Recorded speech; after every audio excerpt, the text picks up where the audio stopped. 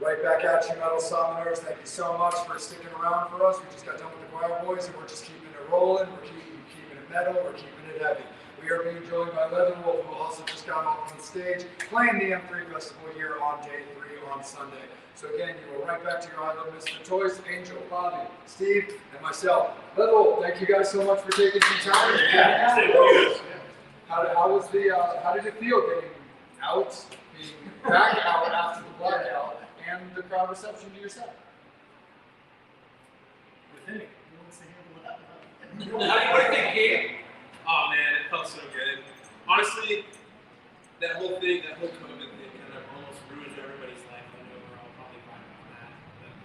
But it's nice to be back out here. It's nice to see some fans and play some band. Amen. Yeah, absolutely, for sure. This is the first time I played in 4 years, and it's fun, man. We kind of forget. You get locked in that COVID mode, and you freaking got day jobs. Too much shit on Amazon. Yeah. buying guitars and hiding the receipts. Oh, is that what you do? I do that too, but I don't have to hide the receipts from anybody. No, it's not hoarding if it's almost like Exactly. It's like how many guitars you got? We call that word. No, it's a write-off. 162? Dude, that's not. I got 14. That was I like my wood. Absolutely. Oh, dude, he's coming out.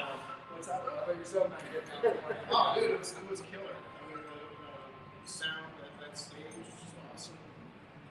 The crowd was really good. It was just awesome. Dude, the monitoring was great. Yeah. I could actually hear like everything that I was singing, which was cool. Some shows you play, you just can't hear anything. But I could actually hear myself. You hear yourself? Yeah, because you don't have to worry too much about feedback and just quality. Yeah, it was actually it was good. We were talking with one of the bands on an interview on Friday where they're like, yeah, our sound check went really, really great. And then the actual set we could not hear. It was just like, oh, jeez. Yeah, there's always like tricky stuff that goes on and you don't expect. So just that's what it goes. But for me, it was like we had the intro tape going, and there was some weird rumbling feedback going on. Most one for me was like I hear my guitar off the stage. So I just heard it through the PA, and I was like, nobody was supposed to play anything. I was like, so, but I think you just hear it. How was it?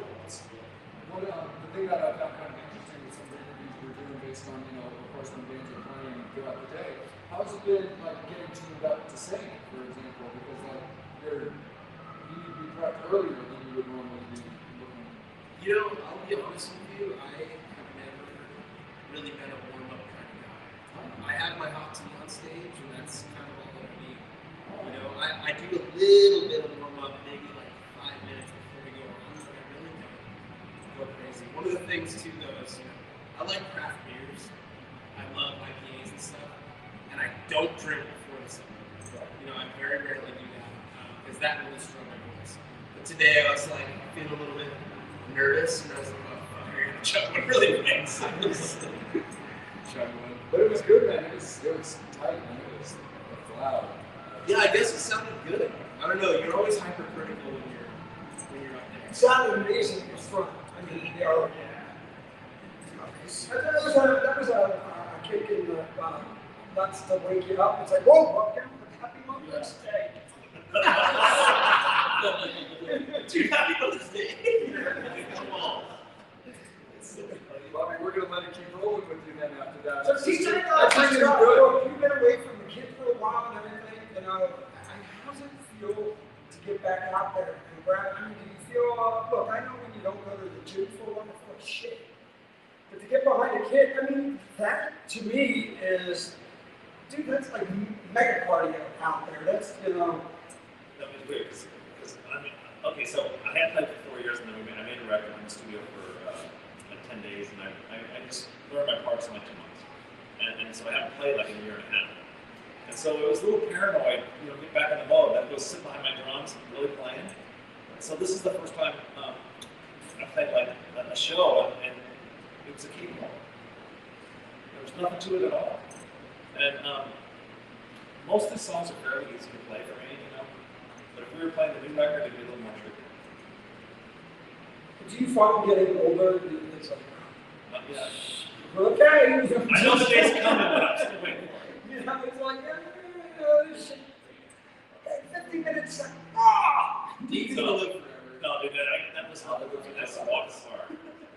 But, you know, I can play, I mean, right now, I can play for this hour and a half. That's great. Well, you guys, we kind of wish you would have, but, Yeah, I'm not listening at all yet, you know. But I'm thinking about it. Second question. The band started out when there was no guitar players. That is it better to tour with a Franco, Kemper, whatever, or to rely on backline? Because everything changed now. And the answer, like when we grew up in the 80s, the biggest thing we had was an EDA. But everything was basically tune-driven. Everybody was either Marshall, Randall, was Laney were our big go-to amps. Now it's it might be up there for aesthetics, but everybody's looking on the floor and I'm seeing Helix, I'm seeing everything else. Yeah, I don't know. I mean, I'm kind of the wrong guy to ask that stuff because I'm too snob, I guess. But yeah, all the modeling stuff is great.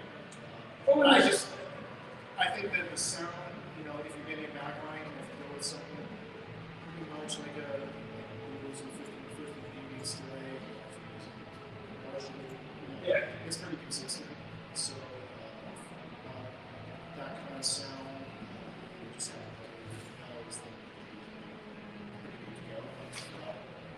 but that's a lot of people use the fact stuff.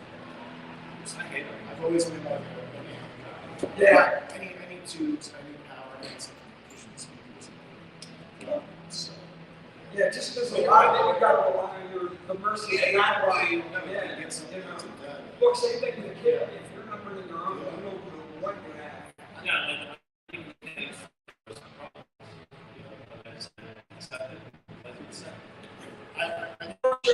It's right, it's all that poker face.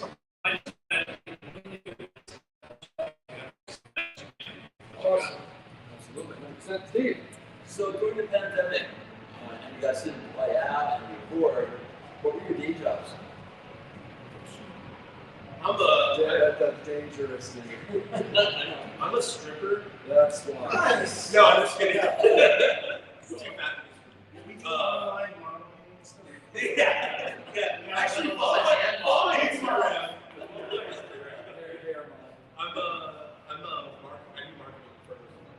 Awesome. Oh, I'm working on it. I have to work on that because I work every day. Awesome. I just do most of the music stuff in a session where anything musical related.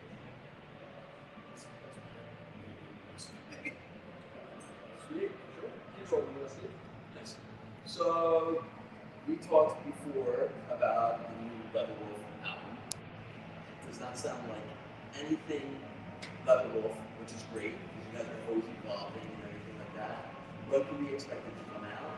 And what can we expect from it? Because I don't want to give everything away. Just a tip, Steve, just a tip. Exactly. We're shopping right now to see who's gonna, help us out. So far, we haven't picked anybody yet. So I can't really answer your question, but we're hoping like in the next 3 or 4 months, it's gonna be worked out. Okay? So the album is the artwork's done. It's all done. Okay. Mix and master, ready to roll. Yeah. Awesome. Yeah, everything's ready to go. Absolutely. What's the method to your madness when it comes to coming up with the set list? The method kind of it's kind of like Well, it depends if you're talking about the old guys or the new guys. well, you just get a bunch of guys together that go, well, I like this song. I think we should play this song. And then so and so that's his idea. He wants to play these songs. He wants to play his songs. So we come up with about 15 or something, Yeah. 16 songs, and then we just start to read them out. We start to as play we to see who we can play. play well. Yeah. Whatever, usually the ones that we can play well, we'll keep. Even though we might like other songs, if we're not playing it at the par, we'll say we'll play something. Sometimes they just don't sound as good. But Yeah, the sound really The problem with opinions is that they're like bubbles. Everyone's got one. Oh, You know what I mean? You know what I mean? So it's like all of us wanted to play different songs, but we all threw them all in the pot. We practiced and we saw which ones fit, and those are the ones we're playing. Yeah, we just narrowed it down. That's Yeah. 3 rehearsals before. It's like, okay, that's how. gotta get to these 3 other songs. Yeah. So. It's just the least popular show. Oh, we actually had some people try people not playing a show. Yeah. You know, it's politics, man. Are you Republican or Democrat? Pick a side. Join a team so I can bitch at you for picking the wrong side. It's not my team. They're almost like the Blues. You're just a dumbass. You made the wrong choice. I'm gonna make you fucking pay for it. Yeah. I don't know. It's just we just try to pick what we think is best for the show and the songs that we like. And usually we don't play the songs that we like all together. Plus it's a new lineup, so it takes a little more time to learn the 50 songs that we actually know. To play that. It's not another time. It's not like you're the Stones where you can always go, oh, okay. You didn't play that. Yeah. For sure. How did you guys find during like the lockout and everything that it came to like just communication with the band? Where you're not able to like tour, get together in rooms as easily Okay. and stuff like that. First off, the band has changed. It started off a certain way, and so we didn't even have a band to tour with.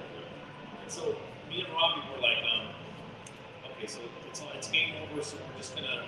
Me and Robbie said we're gonna make the record, and then we ran into Keith, and he was a killer singer, and plus he was a nice guy, and plus he doesn't whine about songs. It's not corny, a sad one. You know, it's like finding someone that wants to get something.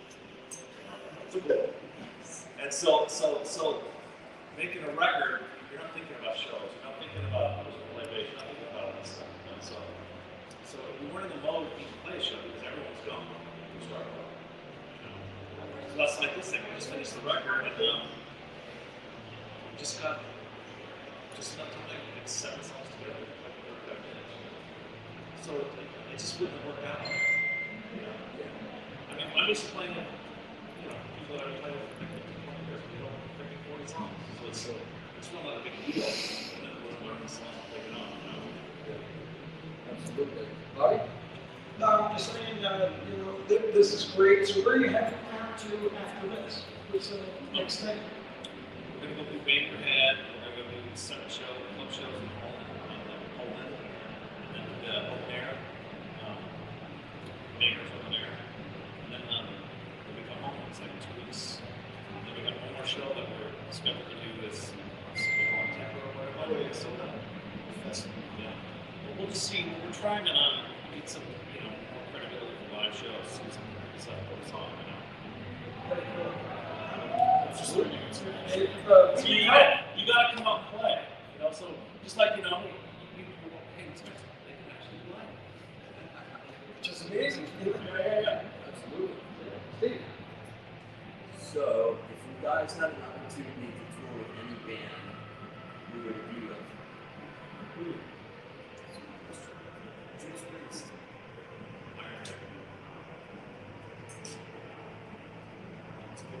Or Burning Witches. Those guys are just incredible. That was a great opener. You two guys. I would love to go on tour with them. I can see you with Lizzie, who was here the other night. Gordon. Yeah. I'd like to see you guys actually have like a, you know, rip apart your victims tour with Powerwolf. Oh, yeah, it's funny. Yeah, they're good. They're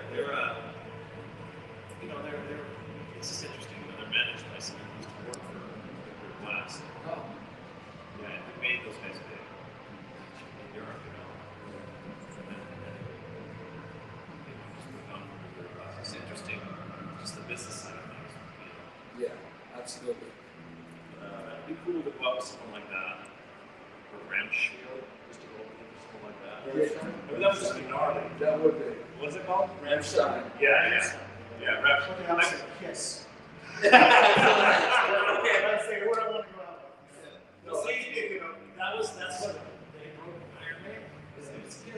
Yeah. In the 70s, 1978. Yeah, the MI page with the brand. You don't want that to work. They're in. Yeah. I just think that would be like so just kind of like because I've always also loved the armor of your guys' band with that just style and metal and gnarly people.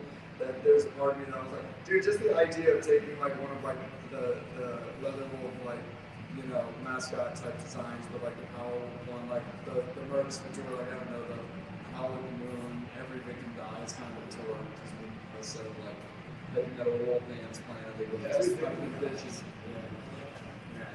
Thinking off this question, the wolf, like Iron Maiden has Eddie, Disturbed has, the guy. Does the wolf have a name? No. Okay. You know where his name is Leatherwolf. His name is It's It's the left show. No. I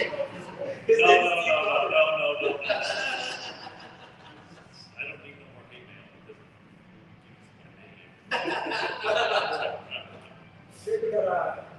That's interesting. No problem, absolutely. But let's bring an angel up and we'll give him the final. Where can the fans find you guys on social media? We have the Leatherwolf Facebook page. You guys can just type in Leatherwolf and you'll find us. The Instagram page is a little tricky because there's a few of them that are just like, they're either fan pages or like, Leatherwolf never really did Instagram. So like there are ones that we made in the past that we just don't use anymore or lost the password to. But the one that you want to follow on Instagram is Triple Axe Attack. And it'll say on there that it's the official Leatherwolf fan page. We only have like 350 followers right now. So like it's new. Like if you guys go on Instagram, please follow our page, Triple Axe Attack. Well, you know what? It's better than 3 or 5 or 10. Yeah, that's true. That's true. I'm actually happy with 3 or 5 or 10 fans. They send us somebody likes us. We've always felt like similar to that too, with like just whenever our show's able to gain a little bit of extra too. Because we remember when it only had like 5 followers and 4 of them were us. So like, I definitely understand that for sure. But thank you so much for taking It's my guy. It's an absolute pleasure. You guys tour well, stay metal, and come out and play for us for sure. Absolutely. Oh yeah. Thank you so much, Metal Summoners. This has been Leatherwolf hanging out with us at the M3 Festival. We'll see you guys in a little bit. As always, you can watch it at the Metal Summit. Yeah.